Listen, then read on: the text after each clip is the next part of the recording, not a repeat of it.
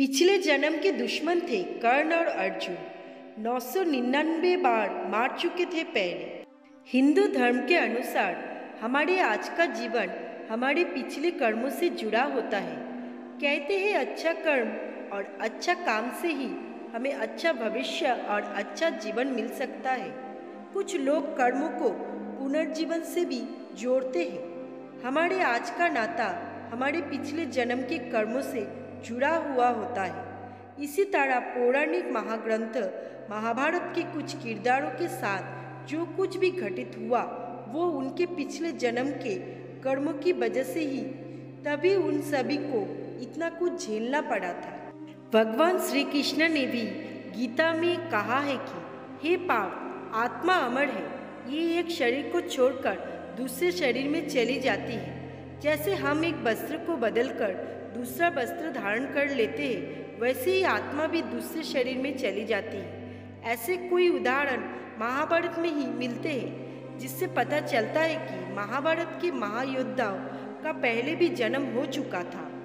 श्री कृष्ण के जन्म की बात की जाए तो भगवान विष्णु के 8वें अवतार माने जाते हैं, यानी इससे पहले भगवान श्री कृष्ण का 7 बार जन्म हो चुका था। लेकिन मूल रूप से ये माना जाता है कि कृष्ण पूर्व जन्म में नारायणी थे।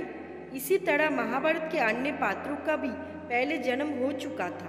पौराणिक ग्रंथ के अनुसार कर्ण और अर्जुन की दुश्मनी सिर्फ महाभारत तक सीमित नहीं थी, बल्कि कई जन्मों से चल रहा था। आज हम आपको महाभारत के पात्र कर्ण और अर्जुन के पूर्व जन्म के संबंध के बारे में बताते हैं। उससे पहले आप सभी को नीलम स्टोरी प्लेस चैनल पे स्वागत है, और मैं नीलम आप सभी से रिक्वेस्ट करती हूँ कि चैनल पे अगर नए आए हैं तो चैनल को सब्सक्राइब करना बिल्कुल मत भूलिएगा, और कमेंट में जय श्री कृष्णा जरूर लिखिएगा। तो चलिए वीडियो शुरू करते हैं। बहुत समय पहले दम्बुदम्बा नाम का एक असुर रहता था। वो अमर होना चाहता था और इसलिए सूर्यदेव की तपस्या की। उनकी तपस्या से प्रसन्न होकर सूर्यदेव उनके सामने प्रकट हुए। दम्बुदम्बा ने सूर्यदेव से अमरत्व का वरदान मांगा, लेकिन सूर्यदेव इस वरदान को कभी नहीं दे सकता था। जो भी इस पृथ्वी पर पैदा हुआ है उसे मरना होगा, यही सृष्टि का नियम है। सूर्यदेव ने उसे अमरत्व के बदले कुछ और वरदान मांगने को कहा। दम्बुदम्बा ने बहुत चालाकी के साथ सूर्यदेव के पास एक वरदान मांगा। उन्होंने कहा कि उन्हें 1000 कवच द्वारा सुरक्षित किया जाना वरदान चाहिए। साथ ही और शर्त रखी गई है। पहला शर्त, 1000 कवच केवल 1000 वर्ष तक तपस्या करने वाले व्यक्ति द्वारा ही तोड़ा जा सकता है। दूसरा शर्त, जो कोई भी कवच तोड़ता है उसे तुरंत मर जाना चाहिए। सूर्यदेव पूरी तरह से चिंतित था। वो जानता था कि दम्बुदम्बा ने बहुत शक्तिशाली तपस्या की थी और उसने जो वरदान मांगा था वो उसे मिलना चाहिए। और सूर्यदेव को इस बात का एहसास था कि दम्बुदम्बा अच्छे के लिए अपनी शक्तियों का उपयोग नहीं करने वाला था। हालांकि इस मामले में कोई दूसरा उपाय नहीं होने के कारण सूर्यदेव ने दम्बुदम्बा को वरदान दे दिया। लेकिन सूर्यदेव चिंतित थे और उन्होंने भगवान विष्णु के पास गए। विष्णु ने उन्हें चिंता ना करने के लिए कहा और वो अधर्म को समाप्त करके पृथ्वी को बचाएंगे। सूर्यदेव से वरदान मिलने के तुरंत बाद दम्बुदम्बा ने लोगों पर अत्याचार शुरू कर दिया। लोग उसके साथ लड़ने से डरते थे। उसे हराने का कोई तरीका नहीं था। जो कोई भी उसके रास्ते में खड़ा होता वो उसे मार देता। लोग उन्हें सहस्त्र कवच कहने लगे। राजा दक्ष की पुत्री मूर्ति थी। राजा दक्ष सती के पिता थे। मूर्ति ने धर्म से शादी की। सृष्टि के देवता भगवान ब्रह्मा के मानस पुत्र में से एक थे। मूर्ति ने सहस्त्र कवच के बारे में भी सुना था और अपने खतरे को समाप्त करना चाहती थी। इसलिए उसने भगवान विष्णु से प्रार्थना की कि वो आकर लोगों की मदद करे। भगवान विष्णु प्रसन्न होकर उसके सामने प्रकट हुए और कहा, मैं तुम्हारी भक्ति से प्रसन्न हूँ।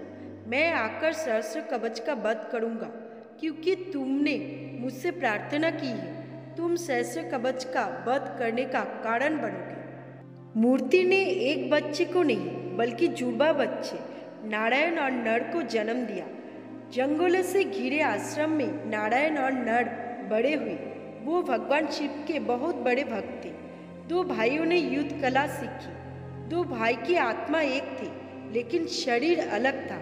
दोनों ने एक दूसरे पर पूरा भरोसा किया और कभी भी दूसरे पर सवाल नहीं उठाया। समय बीतने के साथ सहस्त्र कवच ने बद्रीनाथ के आसपास के वन क्षेत्रों पर हमला करना शुरू कर दिया, जहां नारायण और नर दोनों रहते थे। उस समय नर ध्यान कर रहा था। नारायण ने जाकर सहस्त्र कवच को लड़ाई के लिए चुनौती दे दी। सहस्त्र कवच ने नारायण की शांत आंखों को देखा और पहली बार जब से उन्हें अपना वरदान मिला, उन्हें अपने अंदर डर पैदा हुआ। सहस्त्र कवच ने नारायण के हमले का सामना किया और वो चकित रह गए। उन्हें एहसास हुआ कि नारायण शक्तिशाली थे और उन्हें वास्तव में अपने भाई की तपस्या से बहुत शक्ति मिली थी।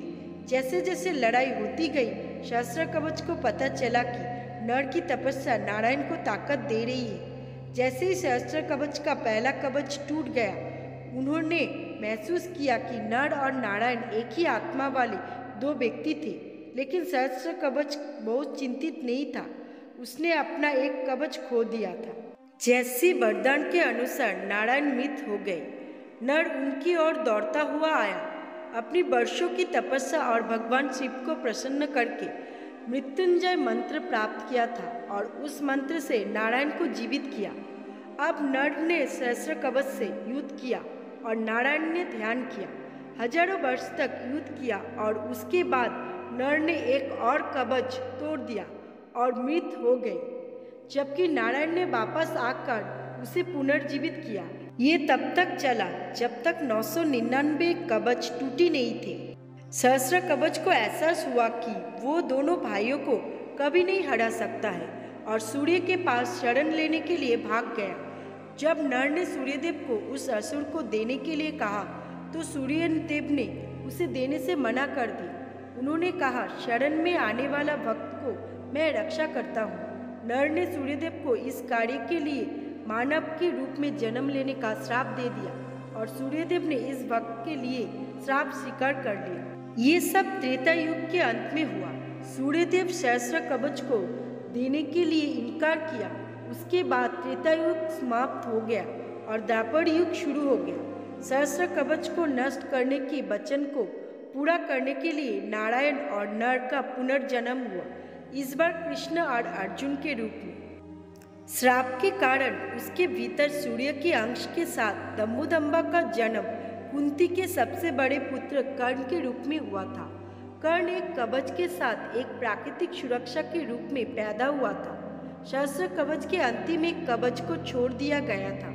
जैसा कि कृष्ण की सलाह पर यदि कर्ण का कवच होता तो अर्जुन की मृत्यु हो जाती। इंद्रदेव ब्राह्मण वेश में चले गए और युद्ध शुरू होने के बहुत पहले कर्ण का अंतिम कवच मिल गया। जैसा कि कर्ण वास्तव में अपने पिछले जीवन में राक्षस दम्बोदम्बा थे।